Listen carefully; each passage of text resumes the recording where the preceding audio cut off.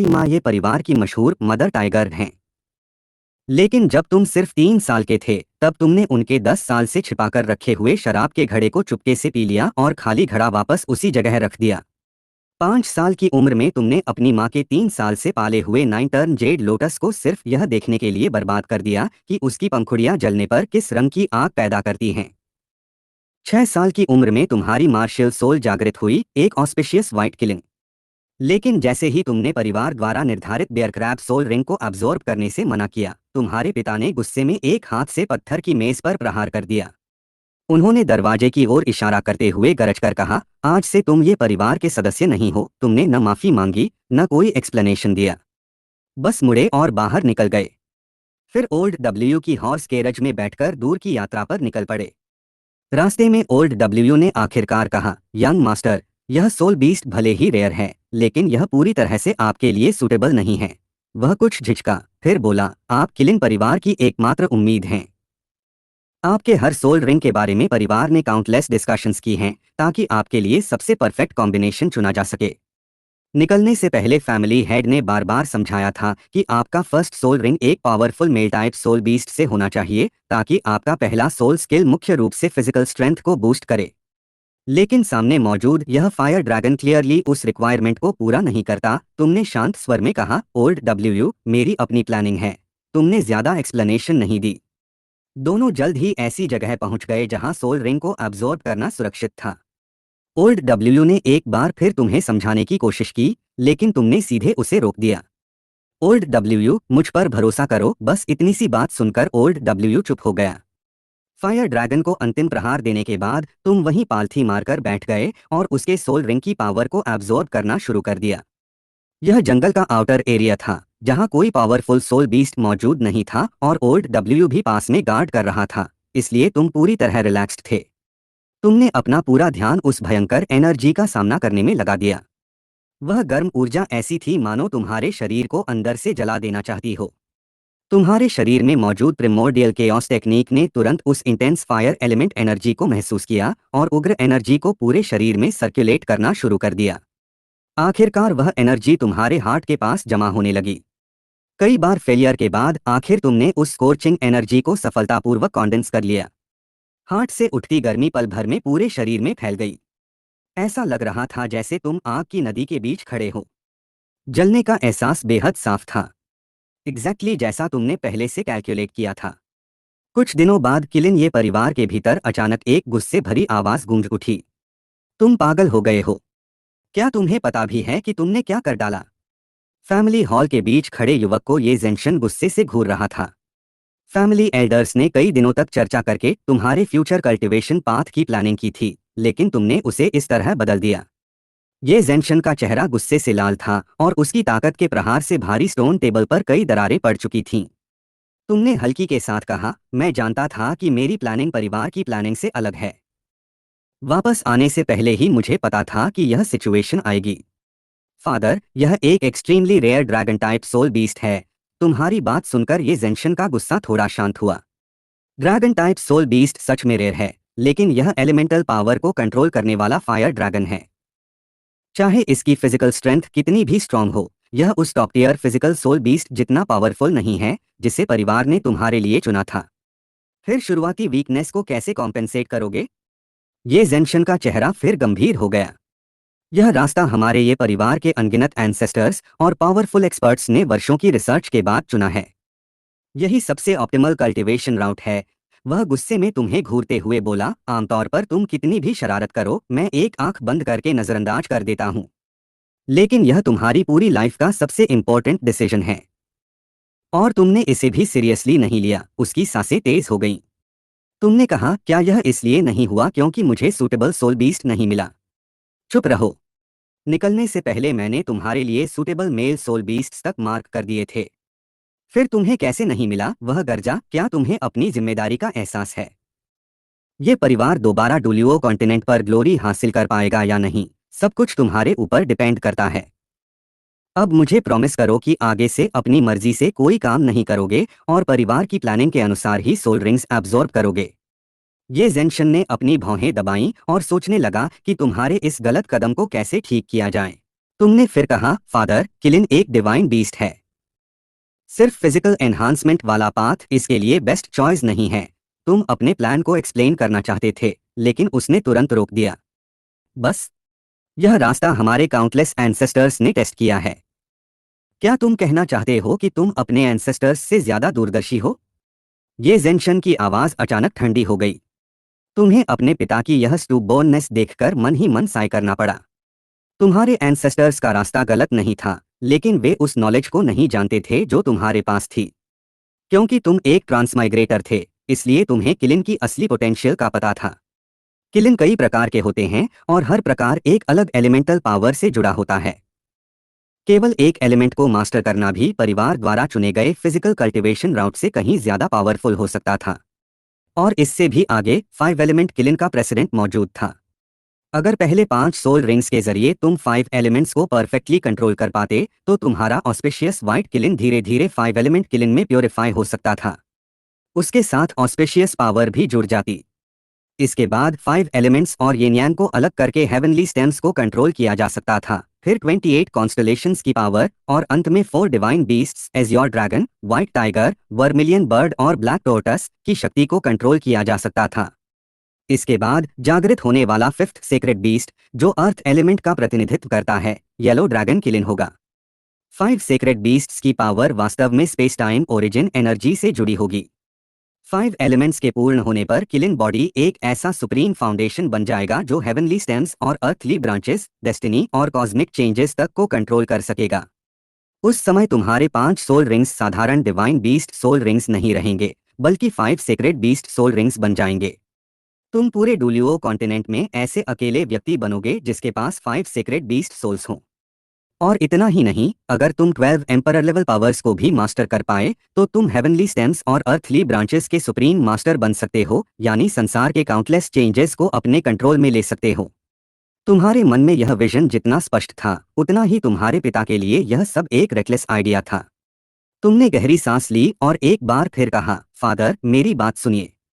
5 element power उस physical defence से कहीं ज्यादा पावरफुल है जिसकी आप बात कर रहे हैं। डिवाइन बीस्ट किलिन का फ्यूचर केवल फिजिकल स्ट्रेंथ तक सीमित नहीं होना चाहिए। ये जेंशन अचानक अपनी जगह से खड़ा हो गया और तुम्हें ठंडी नजरों से देखने लगा। मैं समझ गया। मैंने तुम्हें जरूरत से ज्यादा फ्रीडम देकर बिगाड़ दिया है। तुम्हारी चुप्पी ने उसके गुस्से को और भड़का दिया।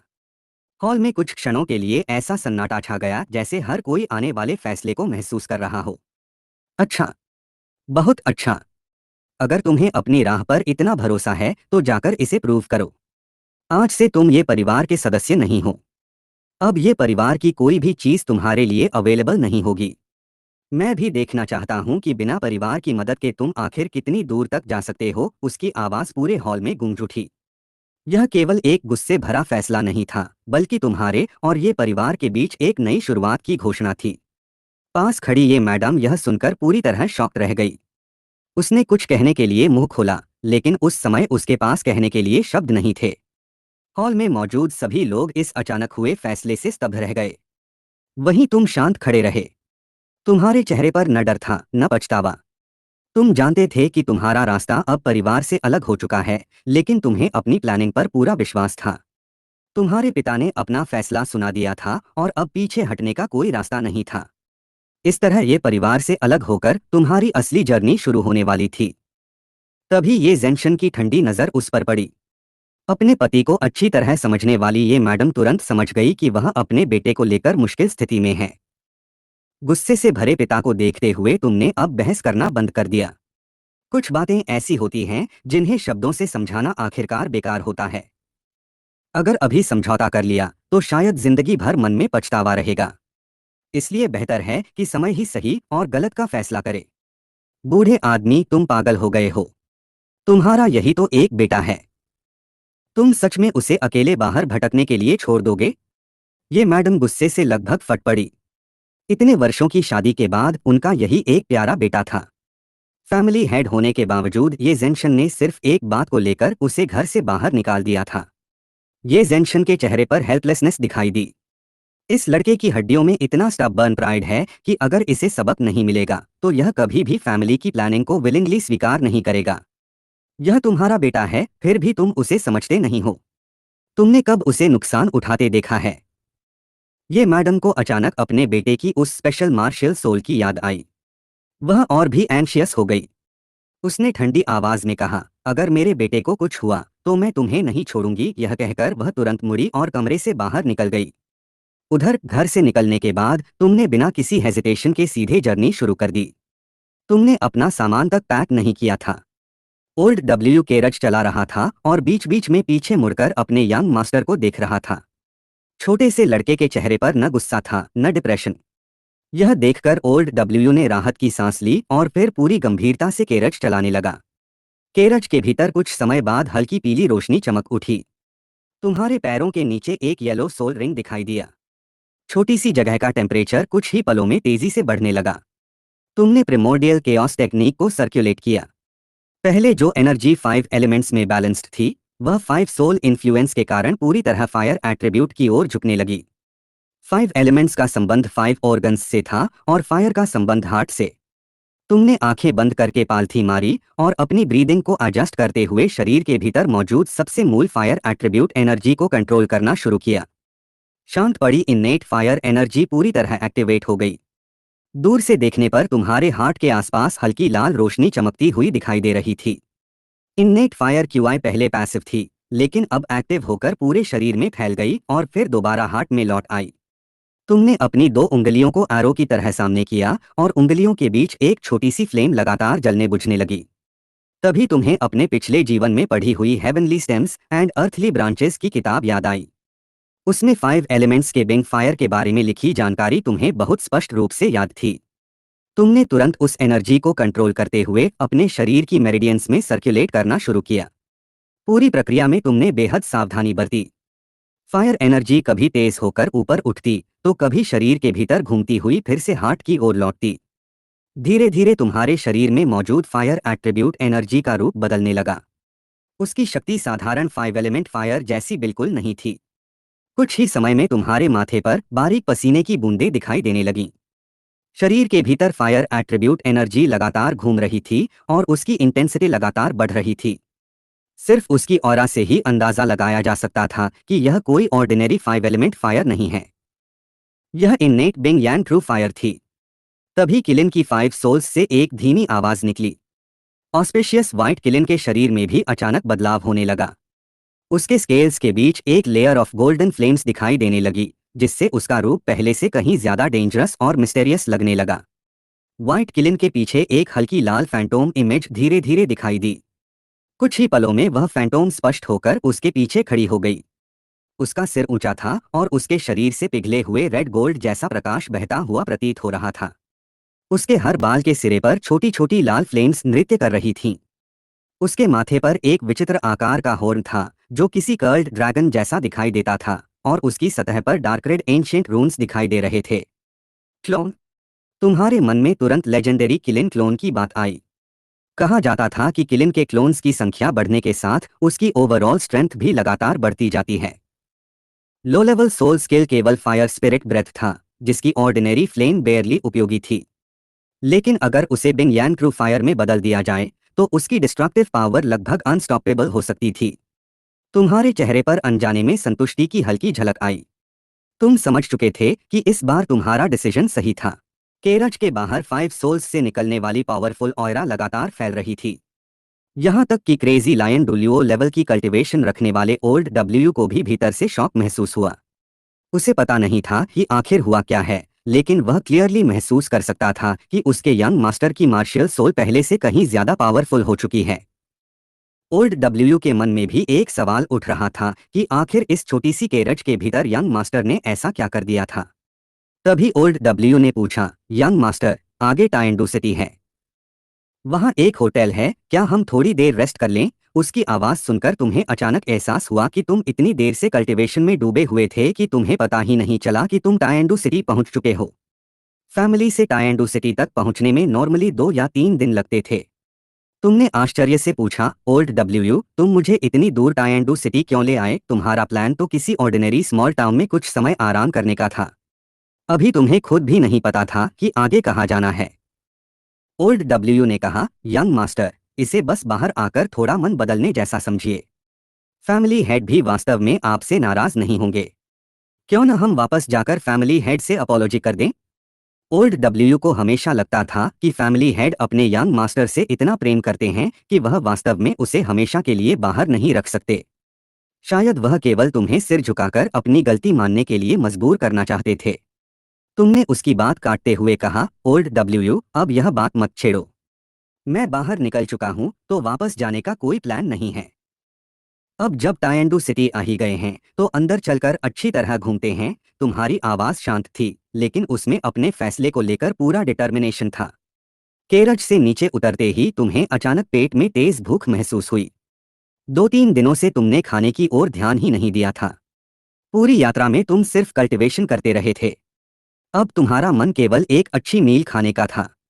टायंडू सिटी सच में टायंडू एम्पायर का सबसे प्रॉस्परस शहर था। शहर में प्रवेश करते ही तुम्हें लोगों की भीड़ दिखाई दी। आने जाने वालों में कई सोल मास्टर्स भी मौजूद थे। दोनों ने जल्द ही एक होटल ढूंढ लिया। लेकिन अंदर जाने से ठीक पहले तुम्हारी नजर अनजाने में बगल की एक छोटी सी एली पर चली गई। यंग मास्टर, ओल्ड डब्ल्यू ने तुम्हारी नजर का पीछा करते हुए उधर देखा। वहां एक बूढ़ा आदमी दीवार के पास बैठा था और उसके सामने तरह तरह की छोटी बड़ी मिसलेनियस चीजें रखी थीं। तुम उसके पास गए और वहां रखे एक जेड पेंडेंट को उठाकर ध्यान से देखने लगे। तुमने कैजुअली पूछा, यह जेड पेंडेंट कितने का है? तुम्हारी आवाज में कोई खास इंटरेस्ट नहीं था, मानो तुम बस ऐसे ही उसे देख रहे हो। बूढ़े आदमी ने धीमी आवाज में कीमत बताई। ओल्ड डब्ल्यू ने लगभग हर चीज को देखकर अंदाजा लगाया कि कहीं फिर से कोई महंगी चीज न हो। उसने सोचा, कहीं यह भी 10 गोल्ड सोल कॉइन्स का न हो। तुमने पास पड़ी एक छोटी सी चीज उठाई, उसे हाथ में 2 बार उछाला और फिर वापस मिसलेनियस सामान के ढेर में रख दिया। 10 गोल्ड सोल कॉइन्स बहुत महंगे हैं। अगर मुझे इस पूरे ढेर में से अपनी पसंद की कोई 3 चीजें चुनने दो, तभी यह डील होगी। बूढ़े आदमी ने तुम्हारे हाथ में मौजूद जेड पेंडेंट की ओर देखा। तुम्हारे चेहरे पर भले ही कैजुअल एक्सप्रेशन था, लेकिन ऐसा लग रहा था जैसे तुम्हें उस जेड पेंडेंट में वास्तव में कुछ इंटरेस्ट हो।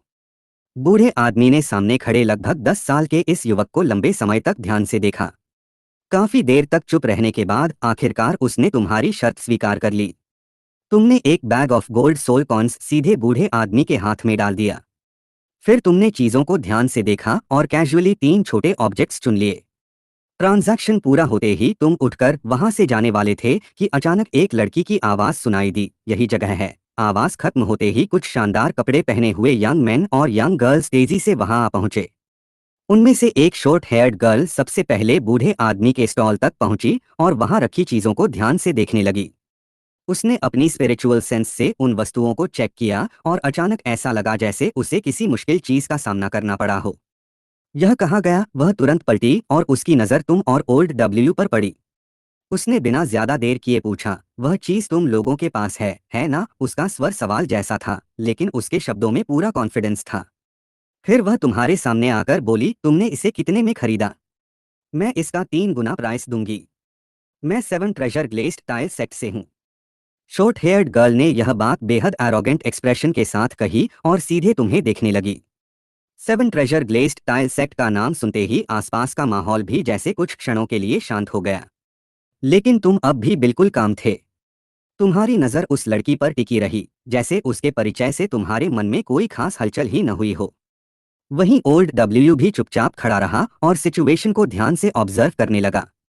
एक तरफ टायंडू सिटी की नई दुनिया तुम्हारे सामने खुल रही थी और दूसरी तरफ यह अनएक्सपेक्टेड एनकाउंटर तुम्हारी जर्नी को एक नए मोड़ की ओर ले जा रहा था।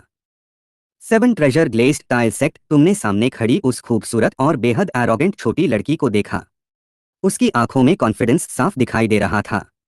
तुम्हारी आंखों में हल्की सी हलचल हुई और मन ही मन तुमने कुछ अनुमान लगा लिया। 7 ट्रेजर ग्लेस्ड टाइल सेट अपने 5 सोल्स की सेंसिंग एबिलिटी के जरिए ट्रेजर्स को महसूस कर सकता है। अभी कुछ देर पहले मुझे क्लियरली महसूस हुआ था कि इस एली में कोई ट्रेजर मौजूद है, लेकिन पलक झपकते ही वह गायब हो गया। इस बीच यहाँ सिर्फ तुम आए हो, इसलिए वह चीज निश्चित रूप से तुम्हारे पास ही होगी, लड़की ने बेहद कॉन्फिडेंट होकर कहा। उसके पीछे खड़े लोगों की सारी नजरें अब तुम पर टिक गईं। तुमने शांत स्वर में पूछा, तो क्या हुआ? तुम्हें यह सिचुएशन थोड़ी फनी लगी?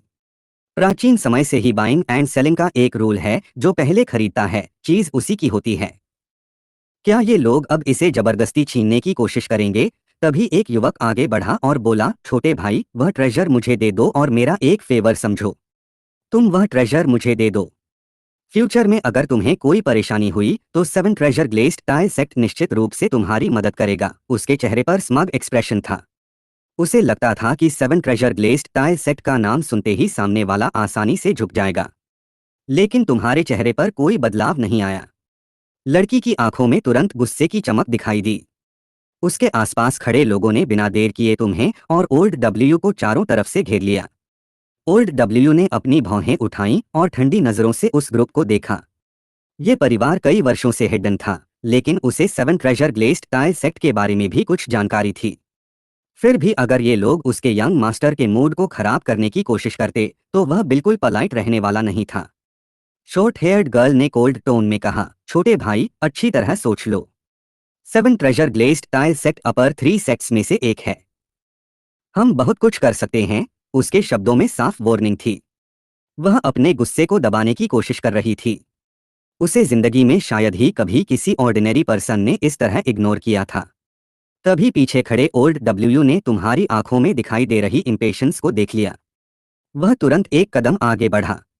उसके शरीर से एक टेरिफाइंग सोल पावर धीरे धीरे बाहर निकली और अगले ही पल निंग एक्सिऑक्सियन तथा उसके साथ मौजूद कई लोगों के शरीर पर भारी दबाव पड़ गया।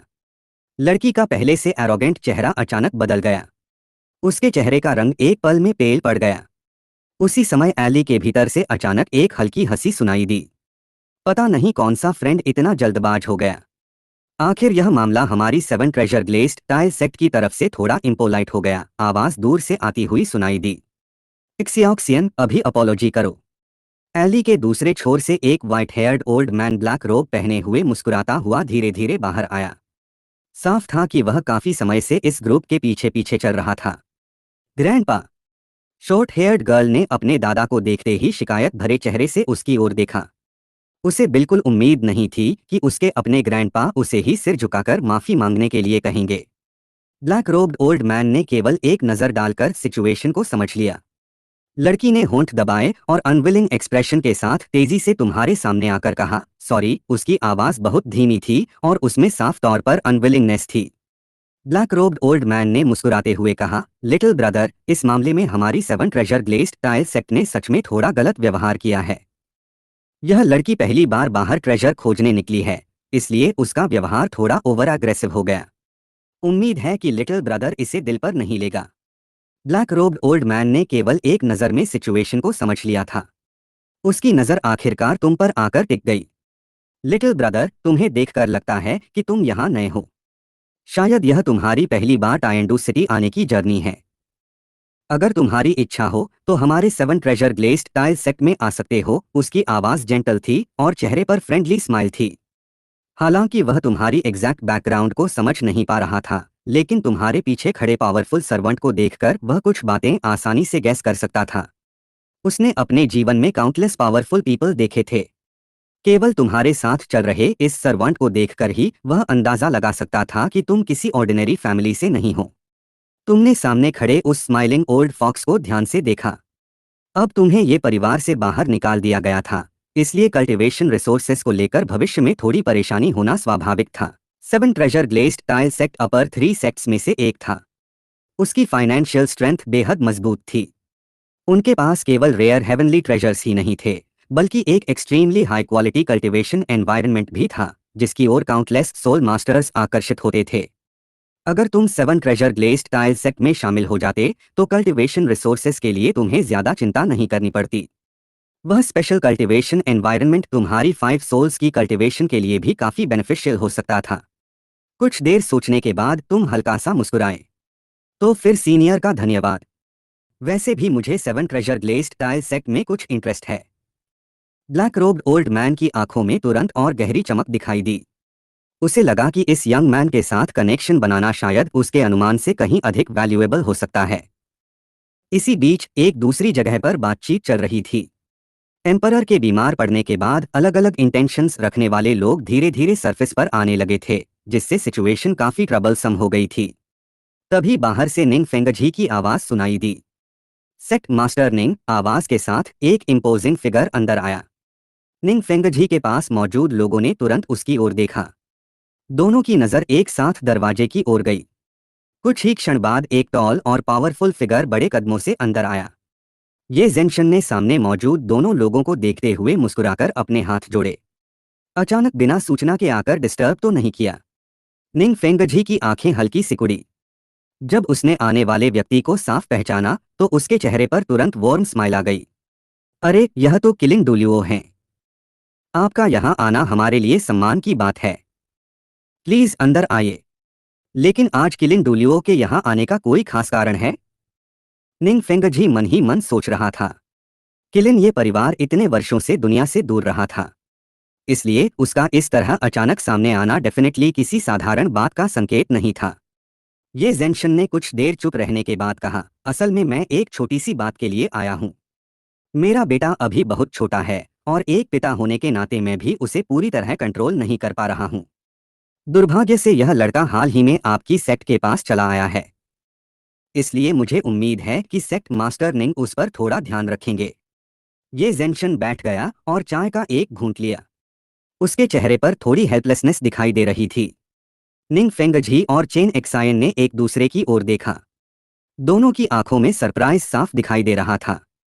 किलिन परिवार का यंग मास्टर खुद घर से निकलकर यहाँ आ गया था और अब 7 ट्रेजर ग्लेज्ड टाइल सेक्ट में शामिल होना चाहता था। ये जेंशन ने कहा, सेक्ट मास्टर निंग को ज्यादा परेशानी लेने की जरूरत नहीं है। यह लड़का खुद अपने पैरों पर खड़ा होना चाहता है, इसलिए उसे थोड़ी एक्सपीरियंस लेने दीजिए। उसे कोई स्पेशल ट्रीटमेंट देने की आवश्यकता नहीं है।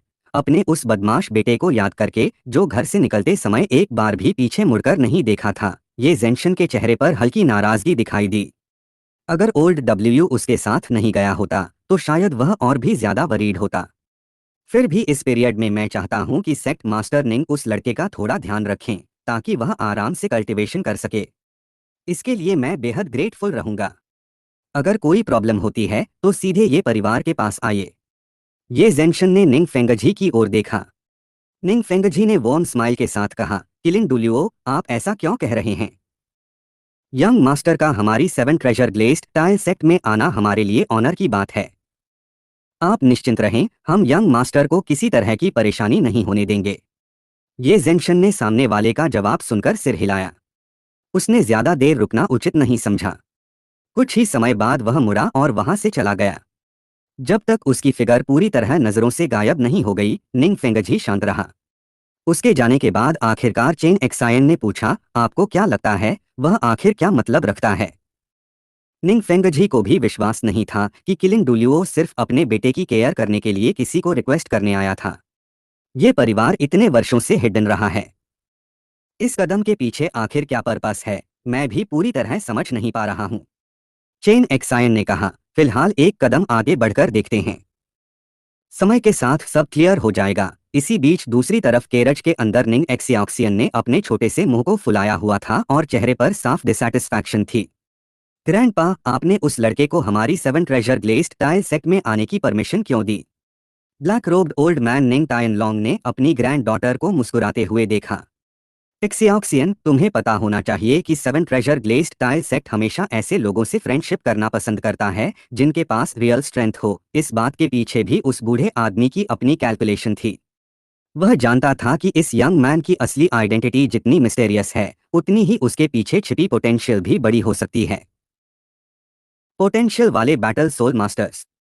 निंग टायन लॉन्ग ने शांत स्वर में कहा, हमारे पास भले ही सबसे पावरफुल सपोर्ट 5 सोल हो, लेकिन हमारी कॉम्बैट पावर की कमी हमेशा एक फेटल वीकनेस रही है। 7 ट्रेजर ग्लेज्ड टाइल सेट की हर जनरेशन में जो डिसेंडेंट्स बाहर से पार्टनर चुनते हैं, उनके पार्टनर्स लगभग हमेशा बेहद पावरफुल बैटल सोल मास्टर्स होते हैं। क्या तुम्हें नहीं लगता कि यह लड़का एक बहुत अच्छा टैलेंट है? निंग टायन लॉन्ग की उम्र और एक्सपीरियंस इतना ज्यादा था कि कई बार वह किसी व्यक्ति को सिर्फ एक नज़र देखकर ही उसकी पोटेंशियल का काफी हिस्सा समझ सकता था। यह बच्चा उम्र में भले ही छोटा था, लेकिन उसके शरीर से निकलने वाली काम और कंपोस्ट ऑयरा देखकर साफ पता चलता था कि वह ऑर्डिनरी नहीं है। यह बच्चा आगे चलकर डेफिनेटली एक्स्ट्राऑर्डिनरी अचीवमेंट हासिल करेगा। निंग एक्सिऑक्सियन ने अपने ग्रैंडपा की बात सुनी और अचानक उसका चेहरा लाल हो गया। उसने तुरंत गुस्से से ग्रैंडपा को घूरा। ग्रैंडपा, कहीं आपको यह लड़का पसंद तो नहीं आ गया? निंग टायन लॉन्ग उसकी रिएक्शन देखकर जोर से हंस पड़ा। केरज में कुछ देर तक हल्का फुल्का माहौल रहा, लेकिन तुम्हारा ध्यान अपने फ्यूचर पर था।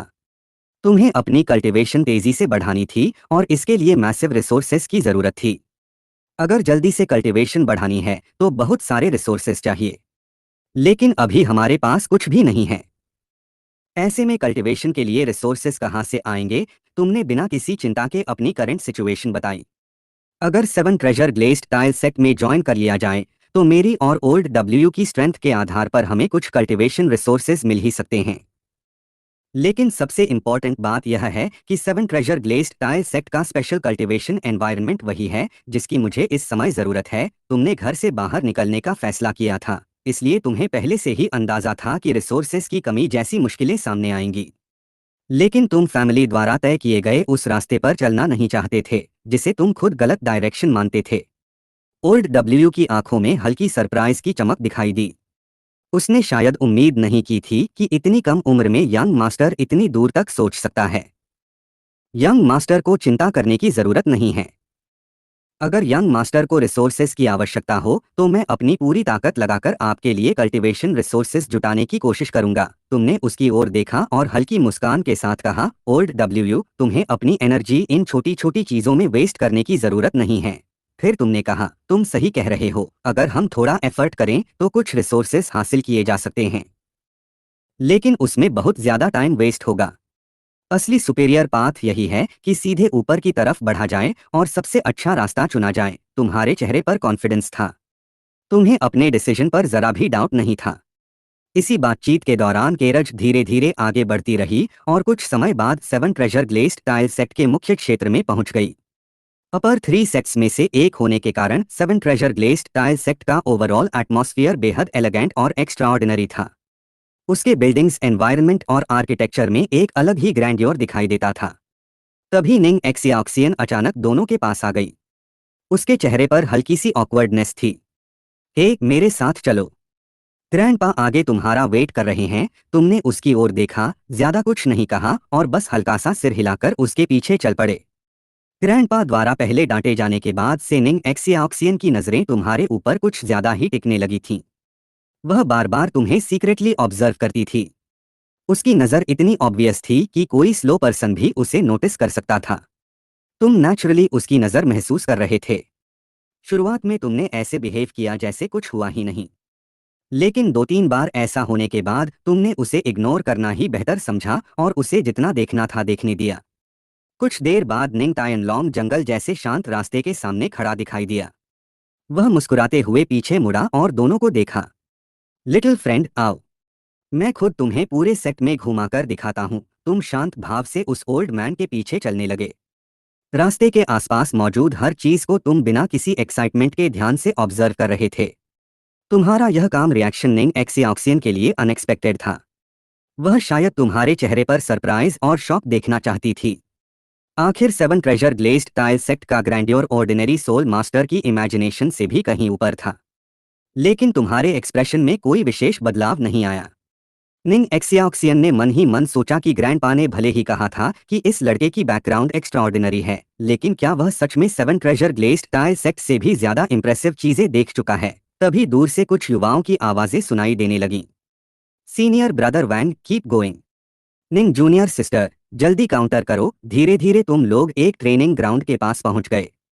वहां काफी संख्या में यंग डिसाइपल्स जमा थे। माहौल देखकर साफ पता चल रहा था कि यहाँ कोई कंपटीशन चल रहा है। निंग टायन लॉन्ग ने सामने का दृश्य देखा और तुरंत मुस्कुराया। लिटिल फ्रेंड, तुम बिल्कुल सही समय पर आए हो। आज हमारी सेक्ट का मंथली मार्शल कंपटीशन है। हर महीने होने वाली इस कंपटीशन में इस बार कुछ ऐसे लिटिल मॉन्स्टर्स भी पार्टिसिपेट कर रहे हैं जो नॉर्मली आसानी से अपनी स्ट्रेंथ नहीं दिखाते। इनमें सेक्ट डिसाइपल्स और सेक्ट के पावरफुल एल्डर्स के डिसेंडेंट्स भी शामिल हैं। इस तरह की कंपटीशन में अगर कोई डिसाइपल अच्छा रैंक हासिल कर ले तो उसे काफी कल्टीवेशन रिसोर्सेज मिल सकते हैं। लेकिन इस बार मामला थोड़ा अलग है। सेक्ट मास्टर ने खास तौर पर तय किया है कि इस कंपटीशन में से लिटिल प्रिंसेस के लिए एक सूटेबल कंपेनियन चुना जाएगा। इसलिए इस बार इन यंग डिसाइपल्स के लिए कंपटीशन का इंपॉर्टेंस बहुत ज्यादा है। कोई आश्चर्य नहीं कि सभी इतनी जोरदार कंपटीशन कर रहे हैं। तुम्हारी नज़र ट्रेनिंग ग्राउंड की ओर उठी। वहां मौजूद युवाओं में सबसे पावरफुल व्यक्ति भी केवल ग्रेट सोल मास्टर लेवल तक पहुंचा था। लेकिन लगभग 10 साल की उम्र के इन यंगस्टर्स के बीच ऐसी कल्टीवेशन पहले ही उन्हें जेन्युइन जीनियसेस की कैटेगरी में रखती थी। निंग एक्सिऑक्सियन ने अचानक अपनी आंखों में क्यूरियोसिटी के साथ तुम्हारी तरफ देखा। उसने तुम्हें कभी फाइट करते हुए नहीं देखा था। उसके मन में तुरंत एक आइडिया आया। क्या हुआ? तुम भी जाकर ट्राई क्यों नहीं करते? वह तुम्हारी स्ट्रेंथ टेस्ट करना चाहती थी। निंग टाइन लॉन्ग ने तुरंत अपनी ग्रैंड डॉटर की ओर देखा। एक्सिऑक्सियन, बदतमीजी मत करो, उसने हल्की नाराजगी से उसे घूरा। वह आज तुम्हें और ओल्ड डब्ल्यू को यहाँ केवल इसलिए लाया था ताकि दोनों के बीच रिलेशनशिप बेहतर हो सके। ट्रेनिंग ग्राउंड में कुछ यंगस्टर्स की टैलेंट सच में एक्स्ट्राऑर्डिनरी थी। अगर तुम उनमें से किसी से हार जाते तो यंग पीपल्स प्राइड की वजह से आगे चलकर रिजेंटमेंट पैदा हो सकता था। निंग एक्सिऑक्सियन ने अपनी जीभ बाहर निकाली और ग्रैंडपा की तरफ देखने से बचते हुए गर्दन दूसरी तरफ कर ली। लेकिन उसके मन में अभी भी वही क्यूरियोसिटी थी। वह बस यह जानना चाहती थी कि आखिर यह मिस्टेरियस बॉय कितना स्ट्रांग है। उसने अचानक क्राउड की तरफ देखा और जोर से आवाज लगाई, सीनियर ब्रदर वैंग, यहाँ आइए। मेरे पास जो लिटिल ब्रदर है वह आपकी स्ट्रेंथ टेस्ट करना चाहता है। उसकी आवाज सुनकर क्राउड में मौजूद एक टॉल यंग मैन ने सिर उठाया। वह तुरंत तेज कदमों से उनकी ओर दौड़ता हुआ आया। एल्डर निंग, जूनियर सिस्टर निंग। वह सामने आकर रुक गया। उसका नाम वैन टायनसी था। उसके चेहरे पर कॉन्फिडेंट स्माइल थी और उसकी शार्प नजरें सीधे तुम पर टिक गईं। उसने पूछा, लिटिल ब्रदर, तुम्हारा नाम क्या है? उसने अपनी चेस्ट थोड़ा ऊपर उठाते हुए कहा, मेरा नाम वैन टायनसी है। Level 19 soul master. अपनी कल्टीवेशन बताने के समय उसके चेहरे पर साफ प्राइड दिखाई दे रही थी। ग्रेट सोल मास्टर बनने से वह केवल एक स्टेप दूर था और उसे अपनी इस अचीवमेंट पर काफी कॉन्फिडेंस था। तुमने शांत आवाज में जवाब दिया, ये रुलिन, लेवल 12 सोल मास्टर। तुम्हारी नजर एक पल के लिए निंग एक्सिऑक्सियन की ओर गई। तुम्हारे मन में निंग रोंगरोंग के फ्यूचर कंपेनियन बनने जैसी किसी भी बात में जरा भी इंटरेस्ट नहीं था। तुम्हारे लिए ऐसी मीनिंगलेस चीजें सिर्फ कल्टीवेशन टाइम वेस्ट करने के बराबर थीं। निंग एक्सिऑक्सियन ने देखा कि तुम्हारा फाइट करने का कोई इंटेंशन ही नहीं है। वह तुरंत तुम्हें प्रोवोक करने लगी। क्या हुआ? तुम पार्टिसिपेट नहीं करना चाहते या फिर तुम्हारे पास वह स्ट्रेंथ ही नहीं है? वैन टायनसी ने भी यह सुनकर हल्की एरोगेंट स्माइल दी। लिटिल ब्रदर, जब जूनियर सिस्टर निंग ने खुद कह दिया है तो फिर हम दोनों एक छोटी सी मैच क्यों न कर लें? उसने कॉन्फिडेंस से कहा, तुम चिंता मत करो, मैं तुम्हारे अगेंस्ट हाथ हल्का रखूंगा। उसे लगता था कि इस पूरे ग्रुप में उन कुछ एबनॉर्मल जीनियसेस को छोड़कर कोई भी उसका अपोनेंट नहीं था। ऐसे छोटे बच्चे से फाइट करते समय उसे नेचुरली रिस्ट्रेंट रखना ही था। तुमने सामने खड़े वैन टायनसी को देखा। उसकी आंखों में बैटल के लिए एक्साइटमेंट थी। निंग रोंगरोंग के फ्यूचर कंपेनियन बनने जैसी किसी पोजीशन में तुम्हारी कोई इंटरेस्ट नहीं थी, लेकिन अपने सेम जनरेशन के इन टैलेंटेड यंगस्टर्स के साथ फाइट करना तुम्हारे लिए यूजफुल हो सकता था। आखिर सोल रिंग हासिल करने के बाद से तुमने अभी तक कोई प्रॉपर रियल बैटल नहीं लड़ी थी।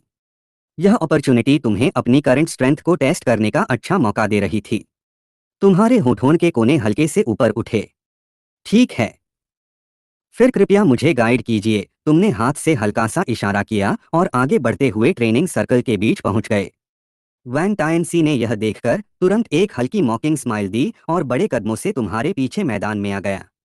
निंग एक्सिऑक्सियन ने तुम्हारी अग्रीमेंट सुनते ही अपने चेहरे पर छिपी एक्साइटमेंट को पूरी तरह नहीं रोक पाया। वह उछलती कूदती हुई स्पेक्टेटर्स की भीड़ में जाकर खड़ी हो गई ताकि मैच को सबसे करीब से देख सके।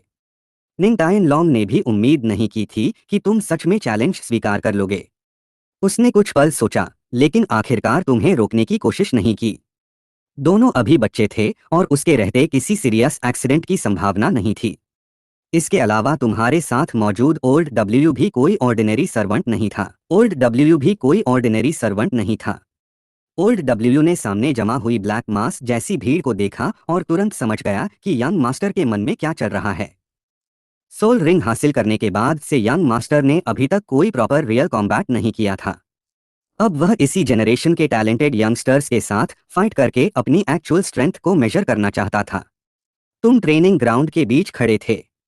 तुम्हारे चेहरे पर न नर्वसनेस थी न एक्साइटमेंट। तुम बिल्कुल काम थे। फिर तुमने बिना किसी हरी के 2 कदम आगे बढ़ाए। तुम्हारी आवाज पूरे ट्रेनिंग ग्राउंड में साफ सुनाई दी। ये Rulin martial soul killing. Level 12 attack type battle soul master. अगले ही क्षण आसपास खड़े लोगों की नजरें पूरी तरह तुम्हारे ऊपर टिक गईं। सबकी आंखों में अलग अलग तरह की क्यूरियोसिटी थी। अब असली मुकाबला शुरू होने वाला था। वैन टायनसी ने हल्की हंसी के साथ अपना परिचय दिया। Wan Tianci martial soul netherworld black panther level 19 agility type battle soul master. उसकी बात पूरी भी नहीं हुई थी कि उसकी आंखों में तेज चमक आई और वह अचानक आगे की ओर झपटा। उसका दाया मुक्का सीधे तुम्हारी छाती की ओर आया। उसका मूवमेंट बेहद क्लीन और डिसाइसिव था। उसमें जरा भी अननेसेसरी दिखावा नहीं था। उसकी स्पीड किसी हंटिंग बीस्ट जैसी तेज थी। तुमने उसकी तरफ देखते हुए अपनी आंखें हल्की सी सिकोड़ लीं। सामने से आने वाले इस अटैक को देखकर तुमने कोई कॉम्प्लिकेटेड टेक्निक इस्तेमाल नहीं की। बस एक सिंपल पंच तैयार किया, लेकिन उसमें भी असाधारण पावर छिपी हुई थी। तुम पीछे हट सकते थे, लेकिन तुमने ऐसा नहीं किया। तुम्हें पता था कि अगर तुमने एक कदम पीछे लिया तो सामने वाले का कॉन्फिडेंस और मोमेंटम दोनों बढ़ जाएंगे। उसी क्षण तुम्हारी हथेली में एक ब्लेजिंग फ्लेम उभर आई। तुमने अपना राइट फुट आगे रखा और पीछे हटने की जगह अपोनेंट के और करीब पहुंच गए। वैन टायनसी ने बिल्कुल उम्मीद नहीं की थी कि तुम उसके अटैक से बचने के बजाय खुद उसकी तरफ बढ़ोगे। उसकी आंखों में एक पल के लिए सरप्राइज दिखाई दिया, फिर उसके चेहरे पर कोल्ड स्माइल फैल गई। तुम खुद मौत की तरफ आ रहे हो? ठीक है, तो मैं तुम्हारी इच्छा पूरी कर देता हूँ। उसे लगा कि तुम्हारा यह कदम तुम्हारी सबसे बड़ी गलती बनने वाला है। लेकिन अगले ही क्षण उसकी एक्सप्रेशन पूरी तरह बदलने वाली थी। तुम्हारी हथेली में जमा फायर एनर्जी अचानक फट पड़ी। किसी को समझ ही नहीं आया कि वह ब्लेजिंग फ्लेम इतनी तेजी से कहां से प्रकट हुई। जब तक स्पेक्टेटर्स को कुछ समझ आता, वह फायर बॉल वैन टायनसी के बिल्कुल सामने पहुंच चुकी थी और जोरदार एक्सप्लोजन के साथ फट गई। एक भयंकर हीट वेव चारों तरफ फैल गई। ट्रेनिंग ग्राउंड के आसपास खड़े सभी लोग उस स्कॉर्चिंग हीट को साफ महसूस कर सकते थे। कई स्पेक्टेटर्स इंस्टिंक्टिवली पीछे हट गए। वैन टायनसी का शरीर एक्सप्लोसिव फोर्स से असंतुलित हो गया और वह खुद को संभाल नहीं पाया। वह बुरी तरह दूर जा गिरा और कुछ दूरी तक जमीन पर रोल होता चला गया। किसी ने ठीक से नहीं देखा कि तुम्हारी फ्लेम ने अटैक कब किया था। सब कुछ इतना फास्ट हुआ कि उनकी आंखें उस मूवमेंट को फॉलो ही नहीं कर पाईं। तुम्हारे चेहरे पर फिर भी कोई एक्साइटमेंट नहीं था। तुमने वैन टायनसी को उठने का मौका तक नहीं दिया। वह अभी किसी तरह खुद को संभाल ही रहा था कि तुम पहले ही उसके पीछे पहुंच चुके थे। तुम्हारी ठंडी और शांत आवाज उसके पीछे से सुनाई दी, क्या तुम सरेंडर करना चाहते हो? वैन टायनसी ने तुरंत पलटकर देखा और तुम्हारी शांत आंखों से उसकी नजरें टकरा गईं। उसके मन में शौक दौड़ गया। डैम, यह बच्चा आखिर है क्या? उसने महसूस किया कि तुम्हारी स्ट्रेंथ उसकी कल्पना से बिल्कुल अलग थी। फिर भी उसने खुद को संभाला और कोल्ड वॉइस में कहा, तुम्हारे पास कुछ ट्रिक्स जरूर हैं, लेकिन एब्सोल्यूट सोल पावर डिफरेंस के सामने ये सब बेकार हैं। उसने अपनी सारी हिचकिचाहट छोड़ दी और तेजी से जमीन से उठ खड़ा हुआ। अगले ही पल उसकी पहली सोल स्किल एक्टिवेट हुई। First soul skill netherworld black panther protection. उसके पैरों के नीचे से एक येलो सोल रिंग तेजी से ऊपर उठा। डार्क एनर्जी की एक लेयर ने देखते ही देखते उसके पूरे शरीर को ढक लिया। उसकी बॉडी पहले से भी ज्यादा एजाइल हो गई। उसका पतला शरीर अचानक मजबूत और टेंस दिखाई देने लगा। उसकी मसल्स टाइट हो गईं और उसका पोस्चर एक डेंजरस प्रेडेटर जैसा हो गया। उसने थोड़ा झुककर अपनी पोजीशन तैयार की। उसकी प्यूपिल्स धीरे धीरे कोल्ड ग्रीन कलर में बदल गईं। फिर उसके शरीर से पावरफुल सोल पावर समुद्र की लहरों की तरह चारों तरफ फैलने लगी। अब उसे अपने लेवल 19 सोल पावर एडवांटेज पर पूरा भरोसा था। उसे लगता था कि तुम्हारे और उसके बीच का लेवल डिफरेंस ही उसकी सबसे बड़ी ट्रम्प कार्ड होगी। लेकिन तुम्हारी आंखों में डर की जगह हल्की सेटिस्फैक्शन दिखाई दी। अपोनेंट ने आखिरकार अपनी सोल स्किल यूज कर ली थी और अब तुम्हें भी अपनी एक्चुअल स्ट्रेंथ टेस्ट करने का मौका मिल गया था। तुम्हारे पैरों के पास भी धीरे धीरे एक येलो सोल रिंग उभर आया। अगले ही पल तुम्हारे पीछे किलिन का विशाल फैंटोम दिखाई दिया। फायर किलिन की फिगर धीरे धीरे स्पष्ट होने लगी और देखते ही देखते तुम्हारे बगल में एक पूरी तरह क्रिम्सन रेड किलिन फैंटोम खड़ा था। उसका अपीयरेंस तुम्हारे ओरिजिनल व्हाइट किलिन से बिल्कुल अलग था।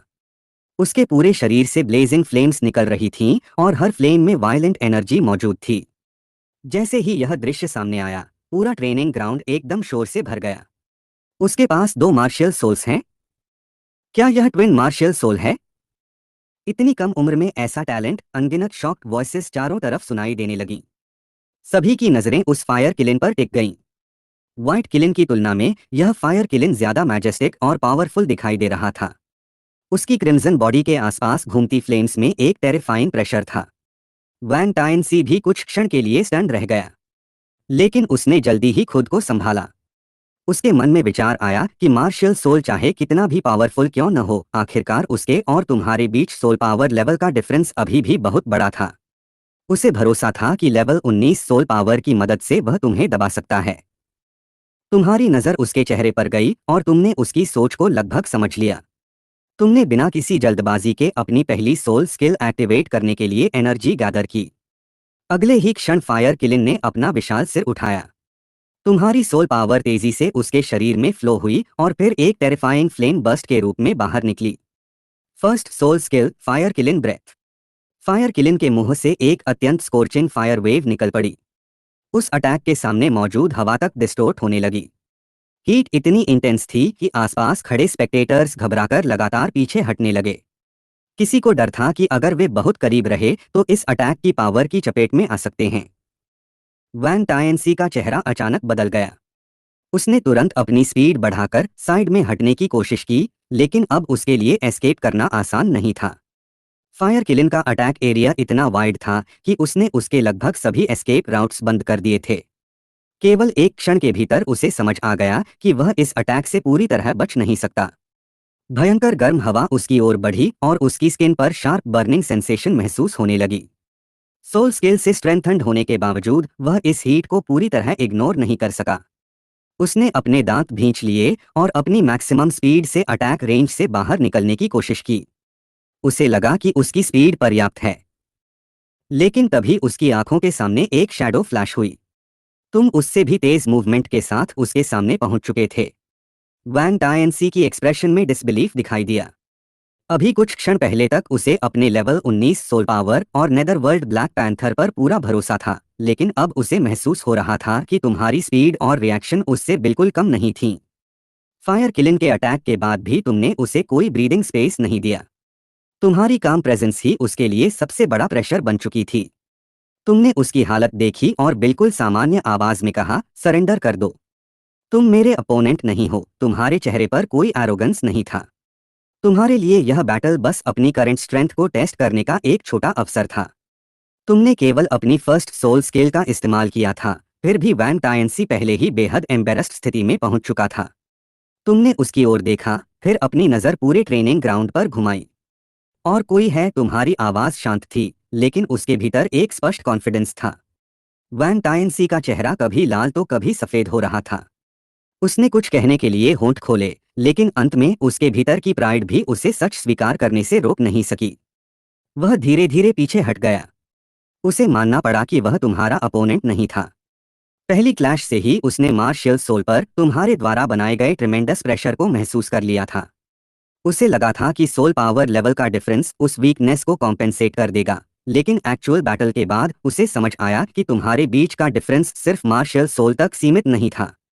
स्पेक्टेटर्स के बीच खड़ी निंग एक्सियाक्सियन ने अपना हाथ मुंह पर रख लिया। उसकी आंखें शौक से पूरी तरह खुली थीं। वह जिस वैंग सीनियर ब्रदर की स्ट्रेंथ अच्छी तरह जानती थी, वही तुम्हारे सामने इतनी जल्दी हार गया था। उसे अब समझ आ रहा था कि ग्रैंडपा ने तुम्हारे बारे में इतनी गंभीर बात क्यों कही थी। ट्रेनिंग ग्राउंड के बाहर खड़े निंग टायन लॉन्ग के चेहरे पर कोई विशेष सरप्राइज नहीं था। तुम्हारी एक्चुअल स्ट्रेंथ को लेकर उसे पहले से ही कुछ अंदाजा था। जैसे ही उसने तुम्हारा किलिन मार्शल सोल देखा था, उसे लगभग तुरंत समझ आ गया था कि तुम किस पावरफुल फैमिली से आए हो। उसके मन में यही विचार आया कि उस हिडन फैमिली का यंगस्टर आखिर साधारण कैसे हो सकता है। फिर निंग टायन लॉन्ग की नज़र भीड़ के बीच खड़े एक सफ़ेद रोब पहने बिखरे बालों वाले युवक पर गई। उसके हाथ में कोई वेपन नहीं था और वह बेहद रिलैक्स्ड दिखाई दे रहा था। निंग टायन लॉन्ग की आंखों में हल्की गंभीरता आ गई। अगर इन सभी यंगस्टर्स में कोई इस ये फैमिली के बच्चे को रोक सकता है, तो शायद वही है। सफेद रोब वाला युवक मुंह में घास की एक छोटी सी ब्लेड दबाए हुए था और दोनों हाथ सिर के पीछे रखकर लेजी अंदाज में तुम्हें देख रहा था।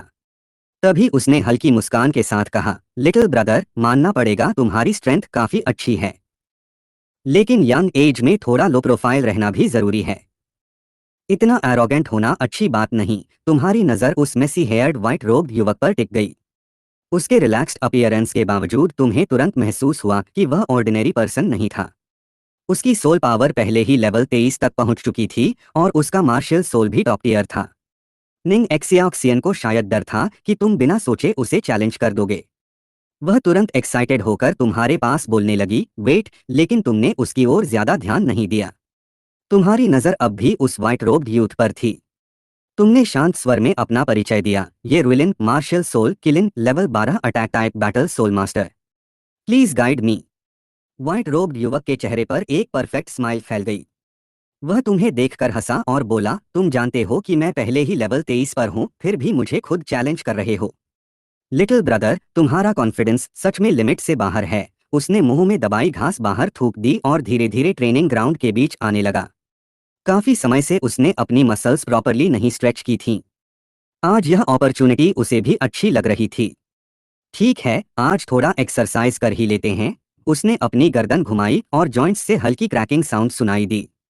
फिर उसने सबके सामने अपना परिचय दिया, Bai Jiamin martial soul flowing light sword level 23 attack type battle soul master. दोनों साइड्स ने अपने मार्शल सोल्स और कल्टिवेशन लेवल्स बता दिए। पूरे ट्रेनिंग ग्राउंड का एटमॉस्फेयर अचानक टेंस हो गया। अभी कुछ क्षण पहले तक मौजूद एक्साइटमेंट अब एक सीरियस बैटल की एंटिसिपेशन में बदल चुकी थी। बाई जियामिंग ने धीरे धीरे अपनी रिस्ट घुमाई। उसकी बॉडी से पावरफुल सोल पावर निकलने लगी। अगले ही क्षण उसके पैरों के नीचे से दो येलो सोल रिंग्स उठे। उसने अपना हाथ पलटा और एक शार्प शाइनिंग लॉन्ग स्वॉर्ड अचानक उसकी हथेली में दिखाई दी। उसने स्वॉर्ड को हल्के से घुमाया और हवा में एक क्लीन स्वॉर्ड फ्लावर बना दिया। उसकी आंखों में अब पहले वाली लेजीनेस नहीं थी। वह पूरी तरह बैटल मोड में आ चुका था।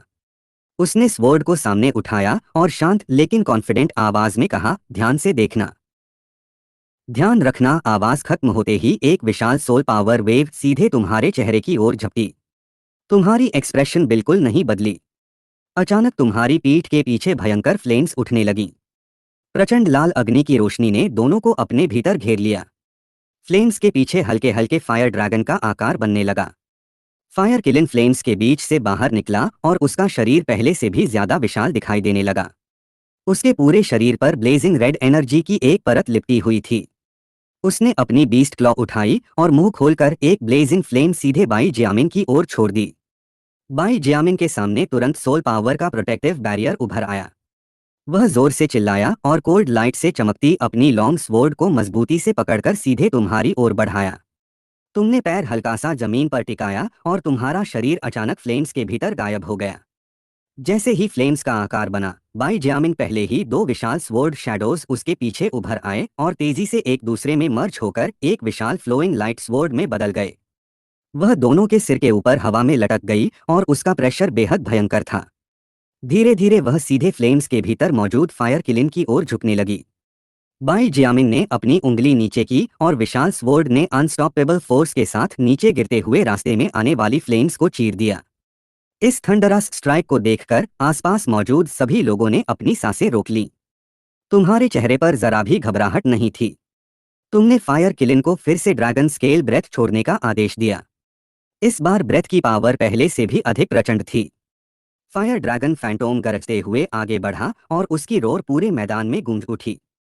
दोनों शक्तियां अचानक जोरदार तरीके से टकराईं और भयंकर एनर्जी शॉकवेव चारों तरफ फैल गई। कमजोर कल्टीवेशन वाले डिसाइपल्स सीधे उछलकर दूर जा गिरे। पास खड़े एल्डर ने तुरंत हाथ उठाकर इस एनर्जी शॉकवेव को कुछ ही दूरी के भीतर रोक दिया। उसकी आंखों में भी आश्चर्य था। केवल ग्रेट सोल मास्टर लेवल की बैटल में इतनी टेरिफाइंग पावर दिखाई देना वास्तव में असाधारण था। सचमुच ये दोनों यंग टैलेंट्स थे। दूर स्थित पवेलियन में निंग रोंगरोंग को जैसे ही पता चला कि उसके पिता उसके लिए एक कंपेनियन चुनने वाले हैं, उसने मुंह फुलाकर रखा हुआ था। कल्टीवेशन पहले ही बोरिंग थी और अब किसी को हमेशा अपने साथ रखने की बात सोचकर ही उसका सिर दर्द करने लगा था। उसने सुना था कि आज की कंपटीशन में सबसे स्ट्रांग व्यक्ति को कंपेनियन के रूप में चुना जाएगा। इसलिए वह जानबूझकर निंग फेंगझी को खींचकर यहाँ लाई थी ताकि कंपटीशन देखने के बाद उसमें कुछ फ्लॉस ढूंढ सके। लेकिन तुम्हारे अटैक का दृश्य उसकी आंखों के सामने आते ही छोटी लड़की की नजरें पूरी तरह तुम्हारे ऊपर टिक गईं। वह अपने यहाँ आने का उद्देश्य तक भूल गई। डैडी, वह कितना स्ट्रांग है। मैं चाहती हूँ कि वही मेरा कंपेनियन बने। अब कंपटीशन का रिजल्ट उसके लिए इम्पोर्टेंट नहीं था। निंग रोंगरोंग ने मन ही मन अपना कैंडिडेट तय कर लिया था। निंग फेंगझी को हल्का सिरदर्द होने लगा। उसका ओरिजिनल प्लान था कि सेक्ट के डिसाइपल्स में से किसी को कंपेनियन चुना जाए और साथ ही वह उसकी बेटी का पर्सनल गार्ड भी बने। लेकिन अगर किलिन ये फैमिली को पता चल गया कि उनका यंग मास्टर उसका कंपेनियन बन गया है तो फिर बात बड़ी हो जाएगी। रोंग, मुझे लगता है बाई जियामिंग ठीक है। वह तुमसे बड़ा है, तुम्हारी देखभाल भी कर सकता है और उसकी स्ट्रेंथ भी अच्छी है। निंग रोंग ने दोनों हाथ सीने पर बांध लिए और असंतुष्ट होकर कहा, आपने ही तो कहा था कि सबसे स्ट्रॉन्ग व्यक्ति को कंपेनियन बनाना है। वह सिर्फ लेवल 12 है, फिर भी बाई जियामिंग से बराबरी की लड़ाई कर रहा है। जब वह बाई जियामिंग की उम्र तक पहुंचेगा तो निश्चित ही उससे भी ज्यादा स्ट्रॉन्ग होगा। मुझे वही अपना कंपेनियन चाहिए, ठीक है ना डैडी? प्लीज मेरी बात मान लो। उसने निंग फेंगझी की बाह पकड़कर उसे बार बार हिलाना शुरू कर दिया। छोटी बेटी की यह एक्ट देखकर निंग फेंगझी, जो हमेशा अपनी बेटी को बहुत प्यार करता था, आखिरकार कुछ ही पल में हार गया। ठीक है, जैसा तुम चाहो। मैं मान गया। लेकिन पहले ही बता देता हूं, मेरा अग्री करना काफी नहीं है।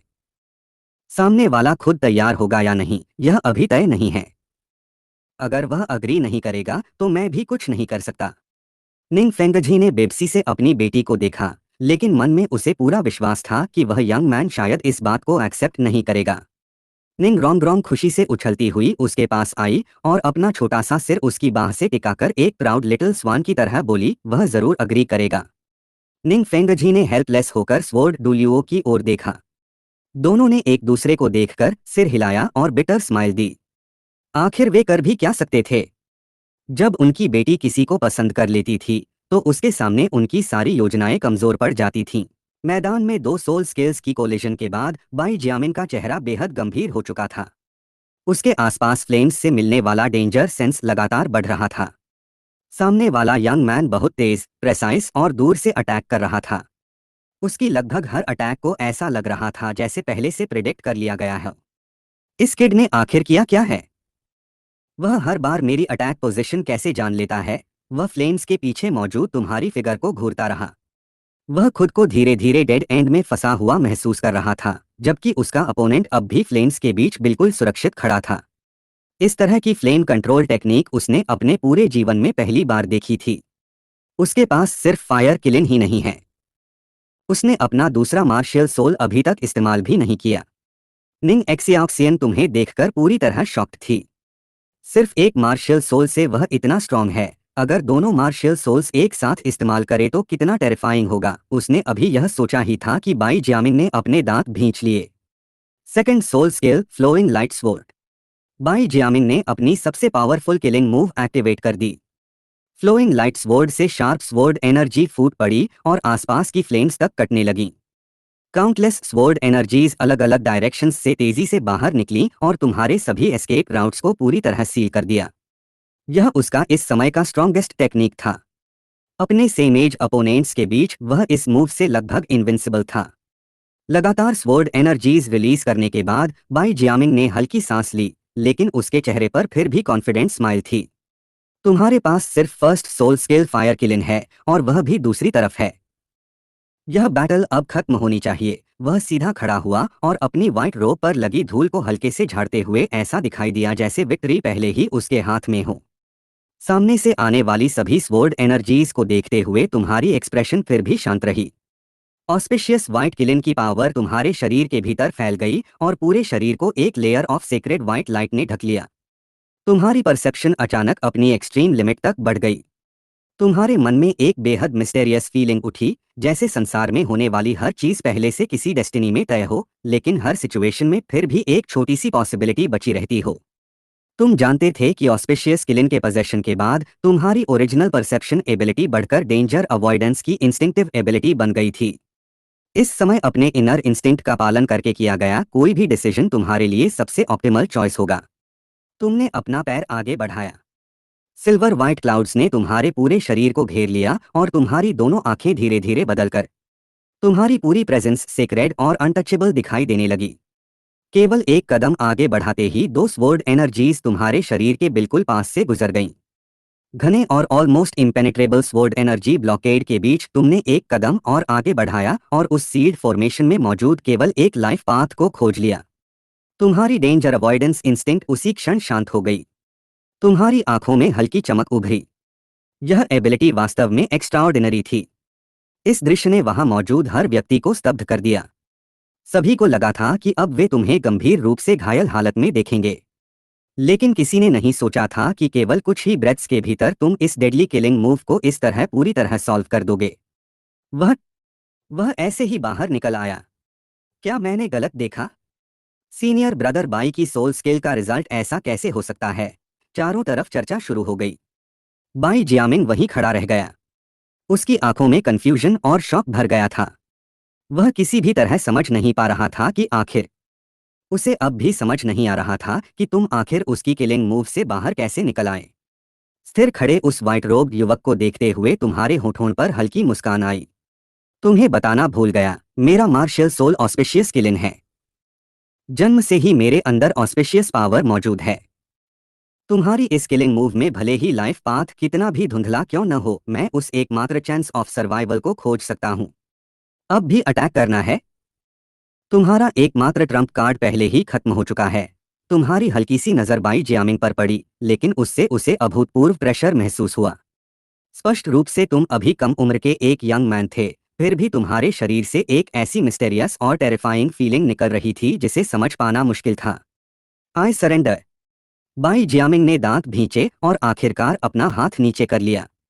तुमने हल्का सा सिर हिलाया और हाथ उठाकर पूरे आसमान में फैली फ्लेम्स और किलिंग फैंटोम को वापस समेट लिया। वन सीनियर ब्रदर तो सेक्ट के सबसे टैलेंटेड लोगों में से हैं। तुम सिर्फ लेवल 12 सोल पावर पर ही इतनी आसानी से उन्हें हरा पाए। तुम बहुत स्ट्रांग हो। टैलेंट? स्वॉर्ड किंग, तुमने हल्की मुस्कान के साथ एक फ्लैट टोन में कहा, लेकिन तुम्हारे शब्द लोगों के कानों में थंडर की तरह गूंजे। बगल में खड़े निंग तायन लॉन्ग पहले एक पल के लिए स्टंड हुए, फिर जोर से हंस पड़े। जैसा एक्सपेक्टेड था लिटिल फ्रेंड, इतनी कम उम्र में ही ऐसी शार्पनेस। गुड, बहुत अच्छा। वह तुम्हें जितना देखते उतने ही सेटिस्फाइड होते जाते।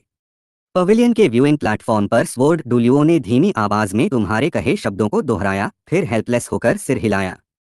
यह किड सच में बहुत एरोगेंट है। उसने अनगिनत टैलेंटेड यंगस्टर्स देखे थे, उनमें कॉन्फिडेंट और एरोगेंट लोग कम नहीं थे, लेकिन इतनी डायरेक्ट एरोगेंस वाला उसने सच में बहुत कम देखा था। So cool. बहुत अच्छा कहा। स्वॉर्ड डुलियो की स्ट्रेंथ के बारे में सुनकर भी उसके पास कहने को कुछ नहीं था, लेकिन तुम्हारी और उसकी उम्र लगभग समान होने के कारण निंग रोंगरोंग की एडमिरेशन तुरंत पूरी तरह तुम्हारी ओर चली गई। बस करो, अपनी यह फैंगर्ल वाली हालत थोड़ी कम करो। निंग फेंगजी ने बेबसी से उसकी फोरहेड पर हल्की चपत लगाई। निंग रोंगरोंग ने जीभ बाहर निकाली और तुरंत उसकी बाह पकड़कर हिलाने लगी। डैडी, जल्दी से उसे मेरा कंपेनियन बना दो ना। पहले मुझे कंपेनियन चाहिए ही नहीं था, लेकिन अगर वह है तो मुझे चाहिए। जल्दी करो ना प्लीज डैडी। ओके ओके, मैंने ऑलरेडी लोगों को उसे बुलाने भेज दिया है। वह अग्री करेगा या नहीं, यह उसकी अपनी इच्छा पर डिपेंड करता है। निंग फेंगजी ने हेल्पलेस होकर मुस्कुराते हुए कहा। निंग रोंगरोंग ने यह सुनते ही शरारती अंदाज में उसके पीछे छिपकर झांका। दूसरी ओर तुम अभी निंग तायन लॉन्ग के साथ वहां से जाने ही वाले थे कि निंग फेंगजी का इनविटेशन तुम्हें मिल गया। निंग तायन लॉन्ग को भी उम्मीद नहीं थी कि सेक्ट मास्टर खुद कंपटीशन देखने के लिए यहाँ मौजूद थे। अगर तुम अग्री करते हो तो सेक्ट मास्टर की बेटी के कंपेनियन बनना वास्तव में एक अच्छी अपॉर्चुनिटी थी। 7 ट्रेजर ग्लेज्ड टाइल सेक्ट की वेल्थ और रिसोर्सेस पूरे वर्ल्ड में प्रसिद्ध थे। तुमने हल्का सा सिर हिलाया और उस ओल्ड मैन को हाथ से गुड बाय किया, फिर सामने आए व्यक्ति के साथ मुड़कर चल दिए। बैटल शुरू होने से पहले ही तुमने अंदाजा लगा लिया था कि निंग फेंगजी शायद कंपटीशन देखने आए होंगे। यह सेक्ट मास्टर अपनी बेटी को लेकर प्रसिद्ध रूप से प्रोटेक्टिव था। निंग रोंगरोंग से जुड़ी कोई भी बात वह कैजुअली नहीं लेता था। कंपेनियन को उसके साथ लंबे समय तक रहना था, इसलिए कैंडिडेट का चयन नेचुरली बहुत केयरफुली होना था। तुमने जानबूझकर अपनी स्ट्रेंथ का यह प्रदर्शन किया था। तुम्हारा असली उद्देश्य कंपेनियन की पोजीशन पाना बिल्कुल नहीं था। तुम्हारी नज़र सिर्फ 7 ट्रेजर ग्लेज्ड टाइल सेक्ट के एक्सलेंट कल्टीवेशन एनवायरनमेंट पर थी और तुम कुछ समय तक यहाँ रहकर कल्टीवेट करना चाहते थे। जैसे ही तुम हॉल में पहुंचे, निंग फेंगजी की नज़र तुरंत तुम पर पड़ी। सच में जैसा पिता वैसा पुत्र। इतनी कम उम्र में ऐसी कल्टीवेशन, फ्यूचर लिमिटलेस है। उसके चेहरे पर वार्म स्माइल थी। तुमने बिल्कुल काम एक्सप्रेशन के साथ आगे बढ़कर रिस्पेक्टफुली सैल्यूट किया। जूनियर ने निंग सेक्ट मास्टर को प्रणाम किया। सेक्ट मास्टर की प्रशंसा के लिए धन्यवाद। तुम्हारी कामनेस और कंपोजर देखकर निंग फेंगजी और स्वॉर्ड डुलियो दोनों ने सीक्रेटली सिर हिलाया। तुम्हारी बेरिंग एक्स्ट्राऑर्डिनरी थी, स्ट्रेंथ आउटस्टैंडिंग थी, और तुम्हारा करेज तथा टेम्परमेंट भी सेम एज यंगस्टर्स से बहुत आगे था। अगर समय दिया जाए तो तुम निश्चित रूप से एक पावरफुल एक्सपर्ट बनोगे। निंग फेंगजी की आंखों में हल्की चमक आई। उसके मन में एक इम्पोर्टेंट बात थी जिसका वह तुम्हारी राय जानना चाहता था। निंग फेंगजी ने हाथ उठाकर तुम्हारे लिए एक कप ऑफ टी डाली और नेचुरल एक्सप्रेशन के साथ तुम्हारी ओर देखा। तुमने सिर हिलाया और गंभीर नजरों से उसकी ओर देखा। इससे निंग फेंगजी तुम्हें और भी पसंद करने लगा। ऐसा है, मेरी बेटी एक कंपेनियन की तलाश में है। पता नहीं तुम्हारा क्या विचार है। उसने पीछे मुड़कर निंग रोंगरोंग की ओर देखा। छोटी लड़की की नजरें लगातार तुम पर टिकी हुई थीं। पिता की नजर महसूस होते ही उसने शरारती ढंग से जीभ बाहर निकाल दी। तुमने निंग रोंगरोंग की ओर देखा। उसके छोटे चेहरे पर बेबी फैट था और बड़ी चमकदार आंखों में एडमिरेशन साफ दिखाई दे रही थी। रोंगरोंग मेरी अकेली बेटी है। अब वह मार्शियल सोल अवेकनिंग की उम्र में पहुंचने वाली है, लेकिन फिर भी अपने मन को शांत नहीं रख पाती। यह बात सच में मुझे परेशान करती है। अगर तुम कंपेनियन बनने के लिए अग्री कर लो। वह किसी भी तरह समझ नहीं पा रहा था कि तुम आखिर उसके उस घातक प्रहार से कैसे बाहर निकल आए। सफेद वस्त्र पहने उस स्तब्ध युवक को देखते हुए तुम्हारे होठों पर हल्की मुस्कान आई। अगर इसका नेक्स्ट पार्ट चाहिए तो मुझे कमेंट में बता देना, क्योंकि मुझे खुद ये पार्ट अच्छा नहीं लगा, थोड़ा बोरिंग टाइप का है। अगर तुम लोगों को नेक्स्ट पार्ट